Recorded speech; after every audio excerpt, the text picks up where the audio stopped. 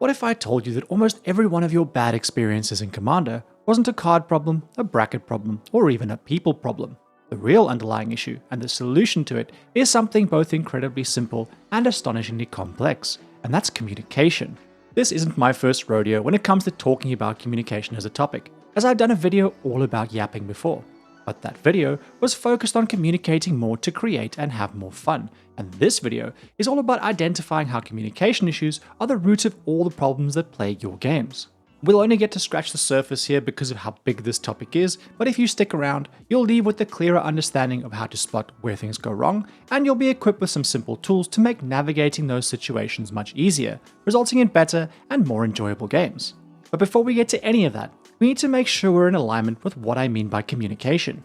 If we hit up our pal the dictionary, it says that communication is a process by which information is exchanged between individuals through a common system of symbols, signs, and behavior.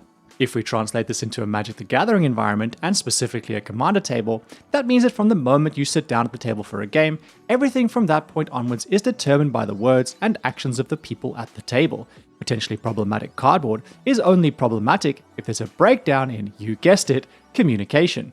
With this in mind, let's start by taking a look at two recent very different situations centered around communication that prompted me to want to make this video. I was lucky enough to make my way down to Command Fair Sydney recently and got to play a whole bunch of great games with both existing friends and some new ones. Shout out in the comments if you were there. Something that struck me though was how brief and almost non-existent pre-game conversations were, especially in an environment where people were facing off against new people and against decks completely unknown to them. People would sit down, hurriedly pick out a deck, and announce what they were playing.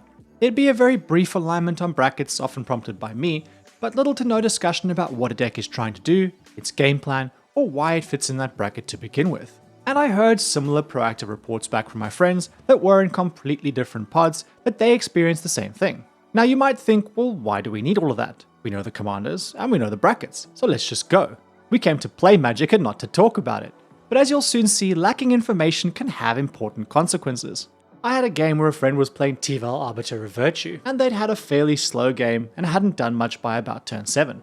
They had, however, replayed Life from the Loam a bunch of times and managed to get Tival in play with a Bellados Witherbloom and some other cards in their graveyard.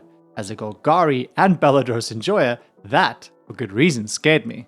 I was playing my Aragorn deck, and there was an opportunity to one-hit kill them with commander damage, which isn't something that normally happens in my Spellslinger control-focused Aragorn deck. I thought this would be kind of funny, because it was a far from optimal play for me, but it was somewhat warranted because I didn't know what this Tival deck was capable of if they had a Bellados powered next turn.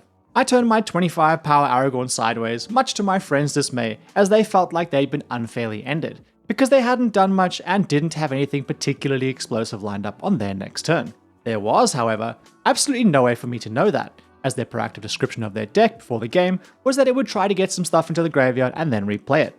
That leaves a lot up to the imagination, which believe me is never a good thing. They didn't proactively tell us more, and nor did I ask. Had either of us communicated more about the potential threat that they posed, either before the game started or during the game, my friend would likely have gotten much more space, and they'd have felt like they got a fairer shake of the sauce bottle. Instead, this led to a call an ambulance, it's definitely for me moment for my friend, and this highlights how a lack of proactive communication can cause undesired outcomes. A similar situation landed my friend in a pod of bracket 4 decks when they were piloting a 2, which went about as well as you'd expect it to go. Now I imagine you're thinking, how's that even possible? Didn't the bracket 4 players proactively make sure this person sitting down knew what they were in for, and didn't the person sitting down ask what the vibe of the table was? In both cases, clearly not. But that seemingly happens quite a lot, and it's probably happened to you, maybe even quite recently. Whether it's a bracket 2 deck ending up in a pot of bracket 4s, or someone getting 360 no-scope because they were a perceived threat rather than an actual threat, this lack of communication can create mismatched games and feels bad moments that could easily be avoided if there had been more focused communication both before and during the game. Now this may already be obvious, but in case it's not, it's really the gaps in knowledge and information that are the problem here, which more focused communication would solve.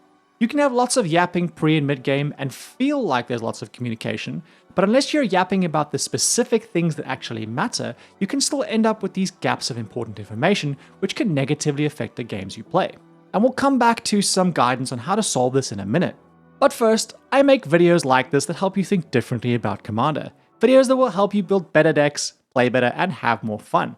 If you want more of that, like the video to tell the algorithm gods that you think it's good, and subscribe to help me in my quest to reach 100,000 subscribers, but more importantly, to make sure that my next banger gets delivered directly into your eyeballs. Okay, let's have a look at a slightly different example, before we talk about practical ways that you can make sure the communication in your next games absolutely slaps. I was having a conversation with some based individuals recently and the topic of stacks came up. They, a stacks enjoyer, was saying how stacks is misunderstood and is actually perfectly acceptable in the casual commander brackets. My response was that I generally have a much more critical view of stacks, especially when played below high power environments. But that depends on what we're defining as stacks, as well as the communication going into the game. Because I've met far too many cringe bad actors in my time that want to lock a game down out of nowhere and drag it out for a power trip. I asked if we meant cards like Winter Orb, or cards with abilities like creatures enter tapped or play only one spell a turn. Their response was that Winter Orb is mass land denial, so it's bracket 4 by default, which I said is a very fair point. Somewhere deep in the shallow folds of my brain, I did already know that. The rest of the conversation doesn't really matter, but I bring it up because I think it highlights something very useful when it comes to communication in Magic. And that's how the same word or phrase can have different meanings to different people, or in different contexts, and how this can have a huge impact on our games. In any communication, and especially in and around our games of Magic, we rely on an array of these phrases, categorization, and jargon. And the communication relies on how well the jargon we're using is understood by everyone involved. Hell, even the word jargon is a good example of this, because some, and maybe you, won't be 100% sure what it means. In the case of newer players, there is a mountain of information to have to learn in Magic, much of which we refer to in jargon. And I think that as players get more experienced, it becomes very easy to take for granted all the things we had to learn along the way and how much there is to know. I think many of us also take for granted that other players, no matter their experience level, know all the jargon and phrases and interpret them in the same way as we do. In this case, it was clearly me that needed to update how my brain processed the word stacks, because in the context of brackets 2 and 3, the meaning of the phrase and what it does and doesn't include has changed. When I started engaging in this conversation about stacks, the word stacks in my head automatically included cards like Winter Orb, Tangle Wire, and Smokestacks, because I am old, and that term when spoken about in any level of play or format has included those cards for far longer than it hasn't. Objectively, it still does. Again, except if we're talking about Commander in brackets 3 and below, which now block mass land denial and thus most well-known scary stacks pieces. Stacks still exists here, but the iconic fear-inducing stacks pieces that make you glance around to see if any other pods have a free seat do not. Calling myself out here, if I was sitting down at a bracket 2 table right now, I probably wouldn't think twice about using certain stacks cards like Voice of Victory, Blind Obedience, or Magebane Lizard, and I probably wouldn't see the need to warn the table that I'm playing them either. Because to me, cards that don't outright stop you from playing the game, just that tax you a little bit or punish you for playing certain cards, are absolutely fine. So fine, in fact, that they aren't even worth talking about, because I barely even think about them as being stacks pieces. Now, some of you may say that Magebane Lizard isn't a stacks piece, and others may feel that Blind Obedience is cringe and problematic and definitely deserves to be flagged, which is why clear communication is so important. Given how little pre-game conversation and alignment happens between experienced players at a well-known sanctioned event like a Command Fest, it can only be worse than the average LGS.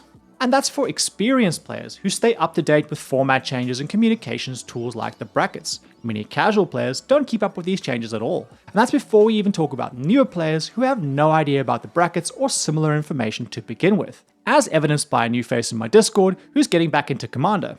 I say all of this to make sure that you're aware that what you think is clear and obvious may just be clear as mud, even if you feel like you've communicated incredibly well. Being aware of this is a critical first step to communicating effectively and efficiently.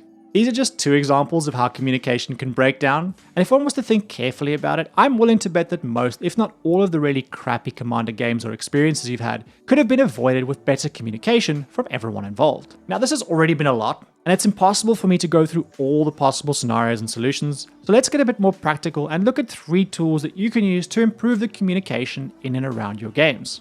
The first is to be clear in your communication. One can use jargon and phrases, but don't rely on them. Clarifying, even if you feel it's unnecessary, will help avoid misunderstandings and bad situations. That could be you explaining that your stacks deck is only actually cards that make players take damage for casting certain types of spells, or that your Dragon deck, while still an Dragon deck, doesn't run any of the typical scary cards that people think it would. or perhaps that your Chaos deck actually just means that you mess with combat specifically. All of these clarifications could make people like what you're selling a bit more or a bit less, but at least it will be clear. If you've ever worked as a waiter, or a server, I imagine my American friends call it, or you've eaten in a restaurant for that matter, you'll know the value of repeating an order back to the table. This helps the hungry people get all the food that they want and ensures that there are no mistakes. It also ensures that in the middle of the meal, there isn't randomly an angry person that suddenly realized that they don't like the goat's face stew that they ordered, because everyone can clarify that was indeed what they asked for. That makes a situation much more easy to navigate. Happy server and happy customers. Using the same technique in a game, or especially during pre-game conversations, will help set up expectations and guardrails so that the game ends up being what everyone hopes it will be. The second tip is to over-communicate. Many people seem to think that the less the table knows about your game plan or next plays, the better. And while that could be true if one's in a position of absolute power, or if you're sitting on a win if you make it to your next main phase, that leaves everything else up to the imagination the rest of the time. As I've already said, that's a really bad spot to be, because often that means people overestimate how much of a problem you are, and they'll think that you're already the biggest, scariest monster lurking in the shadows, when you're actually just a really sparkly old sock dangling off a windowsill. Talking more openly about your deck's game plan, what the strengths and weaknesses are, and giving some honest commentary about how your game is playing out gives people information that they will likely end up using, and most of the time, that's a good thing for everyone involved. I want to give you an example of where I think I've done this badly, as I have a friend that's terrified of my big colorless Eldrazi deck. They react negatively when I play absolutely anything, which most of the time is a mana rock. And heavens forbid I untap with 9 mana on turn 5, as it will be seen as a sign of the end times. And I get it. Big colorless things and Eldrazi are scary, not to mention that in my friends' decks, untapping with 9 mana would probably allow them to do so many broken things. But this isn't their deck, and I've sacrificed so much to have access to all that mana. Half of my non-land cards are mana rocks, so I'm going to play a lot of them. And that's because the average cost of any of my impactful spells is more than 9 mana for a single spell. Yes, my spells will be big and scary, but I'm usually playing 1 a turn, and they can be answered by a single 1 or 2 mana spell, which is pretty easy to do for the table and is a terrible trade deal for me as far as net resources goes. If every cheap removal or counter magic spell effectively said target player skips their turn, that would be a pretty good card. And let's not even talk about what happens when someone plays a Vandal Blast. I say all this because if my friend understood my deck better, they'd realize the fragility and high risk, high reward game plan, and that it's not nearly as strong or scary as it may seem at first glance. This would likely make them much more eager to play against it because they know how to beat it, which is good for me because it means I'll get to play it more. They'll also be less likely to target me unnecessarily when I do play it, which is also good for me. When they are in a pod with it, they'll likely feel much more comfortable and happy, which for their sanity is also good for them because that's definitely going to happen. Whether it's explaining a deck, a game plan, or how far you are from being the threat, being honest and proactively communicating can help a lot in making sure players, and especially newer players, have all the information that they need to feel comfortable and confident in their games with you, because the unknowns in Commander are what cause so many of the issues. Lastly, let's talk about arguably the most important part of all of this, which is empathy, and particularly how it relates to listening and creating space for communication. Some of our worst Commander experiences happen because people are just too focused on themselves, which ultimately leads to a lack of communication. And the outcome of this is often misalignment, mismatched priorities, and bad games and vibes. The antidote is fortunately incredibly simple provided you're interested in taking it, and that's simply taking an active interest in the people that you've sat down to play with. What deck do they want to play? And why are they excited to play it? What kind of decks do they enjoy playing against? And what do they not enjoy playing against? What kind of experience are they trying to have? Slower, more casual games, or more fast-paced and competitive? The answers to questions like these, and the exchange of information between you and the other players, will often have a surprisingly big impact on the decisions that get made by everyone involved and the game that you end up playing. Taking 5 minutes to create space for these conversations and actively listening before a 1 or 2 hour Commander game can completely transform your Commander experience. This does mean that you and the other players need to be interested and willing to hear things and then adapt, but if you do, you're going to get a pretty great return on investment for your 5 minutes. The last thing I'll add here is that once everyone's on the same page, you or any of the other players may decide that this game or pod isn't for you. Maybe you want a try-hard game and this table's too casual. Or perhaps all you have is a bunch of bracket 2 decks, but your friends, who you really want to play with, all have 4s. Perhaps you can borrow one of their decks. Or perhaps someone intentionally lied or obscured their deck or game plan, knowing based on the communication that it was going to be problematic. Having made space for these conversations and alignment will make it much easier and less awkward to call that behavior out and remove that player or yourself from the game in response. In any of these situations, one needs to be open and willing to communicate, then make decisions based on that new information. The situations will change, but hopefully this has given you enough awareness to start your journey to mastering communication. And in this way, a game of Commander is exactly like the rest of your life and any of the relationships you hold. The success of your relationships and the joy you get out of them are directly proportional to how much interest you take in those people, how well you communicate with them, and how you act on the information that you receive based on those interactions. Seeking to understand and then to be understood, and creating time and space for it will make you a better Magic player, but far more importantly, a better human. And it's on that note that I'll leave the communication to you. Share in the comments moments of communication that have been make or break in your Commander experiences, and any tips of your own on how to communicate better or facilitate better communication. Or just tell me if you disagree with all of this. I'm not your mom. And like the video if you haven't already, and if you enjoyed this and haven't watched these, go and watch my video about threat assessment or my video about the 33 card Commander deck. They are both absolute bangers if I do say so myself. And as always, thank you for being here.